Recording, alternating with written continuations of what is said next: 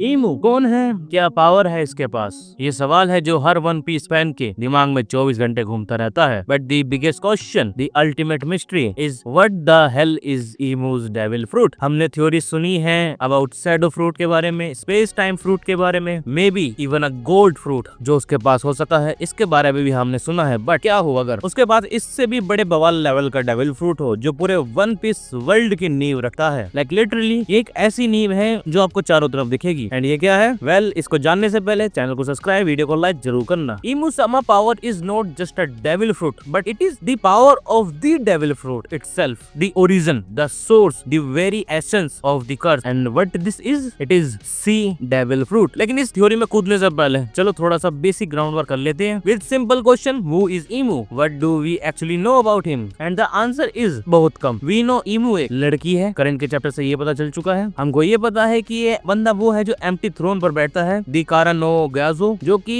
supposedly is a symbol of peace and equality among nations, but it is a damn lie। हमको पता है कि 5 elders, the Goroses, the so-called highest authority of the world government, ईमू के सामने घुटने देखते हैं, वो बस उसके पपेट्स हैं। ईमू एक अनडिस्प्यूटेड किंग है वर्ल्ड का, और हमको पता है कि ईमू के पास काफी ज्यादा डिस्ट्रक्टिव पावर्स भी हैं, जो पावर्स हमने वन पीस में कभी भी नहीं देखी। आपको लुलुसिया किंगडम याद है? एक बटन दबाया एंड पूरा का पूरा आइलैंड ही उड़ गया, मानो कि जैसे कभी वो एग्जिस्ट ही नहीं करता था। ये पावर किसी एडमिरल के बस्टर कोल से 1000 गुना ज्यादा ताकतवर है। ये एक गोल्ड लेवल की डिस्ट्रक्शन है जिससे हमको ईमू का ब्रीफ बायोडाटा मिलता है, the shadow king with the gold like power. और अब इस चीज को दिमाग में सेव कर लो। अब आते हैं हमारे शो के कोर मैजिक सिस्टम पर, devil fruit. We all know the basic तो पता ही है आप सबको। एंड लास्टली बहुत इंपॉर्टेंट पॉइंट है, devil fruits are born from imagination and desire. लेकिन इन सब रूल्स में the most mysterious, the most unexpected rule is why does the sea hate devil fruit user. And for unknown reason हमने इस rule को accept भी कर लिया है। लाइक ये रूल किसी बैलेंसिंग मैकेनिज्म की तरह वर्क करता है। वन पीस वर्ल्ड में तुमको गॉड लाइक पावर मिलती है, बट एक स्मॉल वीकनेस भी मिलती है जो आगे जाकर बहुत बड़ी बन जाती है, because devil fruit user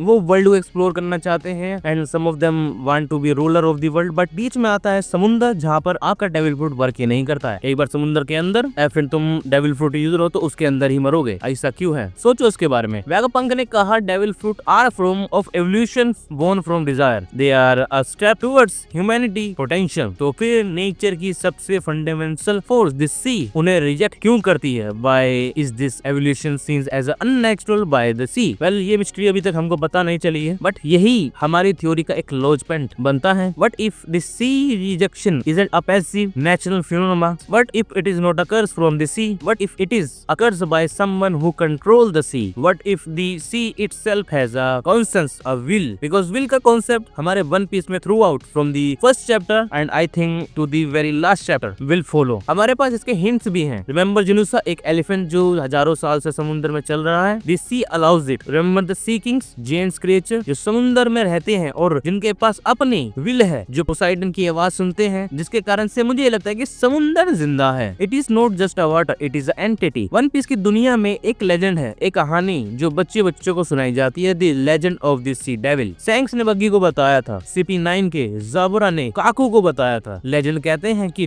all devil fruit come from a sea devil. If you eat one, the sea devil enters your body and gives you power, but the sea, the home of the original devil, gets angry and tries to pull you in. हमने इसको हमेशा से एक myth माना है, एक folk tale, but if it is not a myth, but if Oda was telling us the literally truth right from the beginning, जिसकी वजह से सारे के सारे पीसेस जोड़ने का टाइम आ गया है। अभी जो थ्योरी है वो ये है कि 800 साल पहले, यानी कि वॉइड सेंचुरी में, एक पर्सन यानी कि ईमू ने the very first, the most powerful, the source code of the devil fruit, यानी कि अ मिथिकल जोन और a special personal fruit that doesn't give you a power but it makes you the embodiment of the legend itself, खाया हो। And वो legend है हमारा Imu. Now why I am telling you this? क्योंकि Imu के नाम का means Japanese के अंदर सी है, and every character in One Piece, उनका नाम का मतलब किसी रियल वर्ल्ड के गॉड से एग्जिस्ट करता है या किसी थिंग से लिंक रहता है। पहला आप सोच रहे होगे कि इसका मतलब क्या हुआ एंड ये फ्रूट आखिरकार कर क्या सकता है, बट यहीं पर मैं बताना चाहता हूँ इसकी एबिलिटी इतनी ज्यादा ताकतवर है, पूरी दुनिया का पावर सिस्टम एक्सप्लेन करने में सक्षम है। The first ability to control over the sea, ये सबसे ऑब्वियस पावर है। अगर ईमू सी डेविल है तो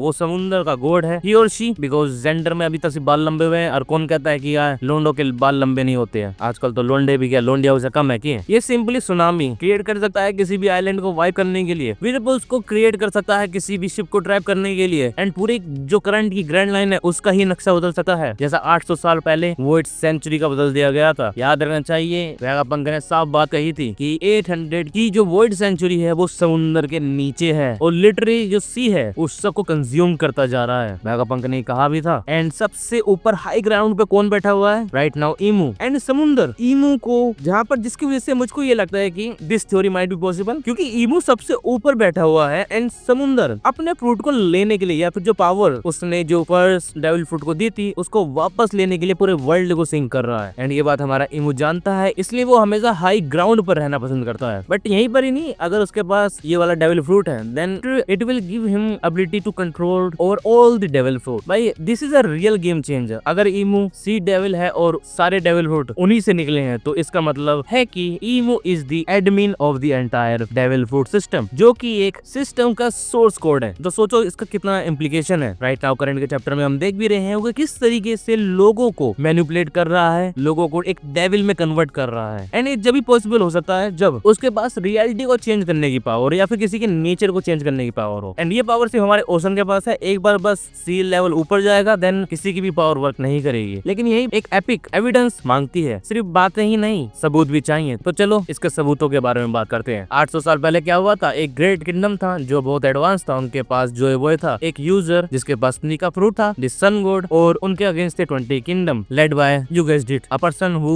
वुड लेटर बिकम ईमू। ये सिर्फ एक वॉर नहीं थी, ये एक आइडियोलॉजिकल वॉर थी। The sun god versus the sea devil, freedom versus control, land versus sea. Ancient kingdom जिसका नाम शायद कुछ ऐसा था जो डॉन से रिलेटेड हो, जो कि रिप्रेजेंट करता है फ्रीडम और सन को। बट वहीं पर Imu and his allies represent the sea, control and darkness. War का रिजल्ट क्या हुआ? The ancient kingdom was wipe out. कैसे? My theory is Imu used his new found awaken sea devil powers to literally flood the world, जिसके कारण से हमको ये भी पता चलता है कि वन पीस की ज्योग्राफी इतनी अजीब क्यों है, इतना सारा पानी, इतने कम island. But if the world wasn't always like this, but if Imu ने एक ग्रेट फ्लूट लाकर पूरी दुनिया का ज्योग्राफी बदल दिया। उन्होंने एंशिएंट किंगडम के शहरों को, उनके हिस्ट्री को, सब कुछ समुद्र के नीचे दफन कर दिया। And this is what Vegapunk saying. ये कोई वॉर नहीं थी, it was a terraforming event, a great clashing. The red line जो इतनी अननेचुरल ऊपर उठी हुई है, एक मैसिव लैंडमास है जिसे ईमू की पावर्स ने ऊपर पुश कर दिया हो टू डिवाइड द सी, और इसी को ही वो 100 ईयर की वोइड सेंचुरी में बिठा दिया गया हो, जिसको हम दी लॉस्ट हिस्ट्री कहते हैं। जो हमारी वर्ल्ड गवर्नमेंट थी उसको किसी ने ढूंढा नहीं था, उसको बनाया गया था, वो भी लाखों लोगों की लाशों के ऊपर। सोचो जुनिसा के बारे में, एक जेंट एलिफेंट जो 1000 साल से समुद्र में चल रहा है as a punishment. Who could give such a punishment? Who has the authority to command a creature to walk the seas for eternity? सिर्फ वो जिसको समुद्र का राजा हो। एंड लिटरली करंट के चैप्टर में ऐसा होता हुआ भी दिख रहा है। ईमू एल्बा के जायंट्स को कमांड दे रहा है, वो भी उनकी विल के अगेंस्ट, एंड वो उसकी विल को पूरा भी कर रहे हैं। एंड व्हाई ईमू ने यूनिसा को सजा दी हो? वेल क्या पता, अगर उसको सजा ना मिलती तो वो पूरे वर्ल्ड को बता देता कि उस समय क्या हुआ था, या फिर वो रेड लाइन को तोड़ने की कोशिश करता, एंड वो कर भी सकता था। बट उसको पनिशमेंट दे देगी तो पूरे वर्ल्ड में घूमेगा एंड यहाँ पर कभी नहीं आएगा। और फिलोना ट्रायंगल, वो मिस्टीरियस जेंट शैडोज जो थ्रिलर बाग आर्क में दिखे थे, जिनका कोई एक्सप्लेनेशन नहीं है। But if they are not just fog and the light tricks, but if they are manifestation of the sea devil's power, creature made of the shadow and sea water lurking in the depth, a testament to Imu terrifying presence that haunts the sea. And इसका opposite भी हो सकता है, क्या पता वो ईमू को Hunt करने के लिए बने हो। लाइक मैंने जो स्वाद में कही कि सी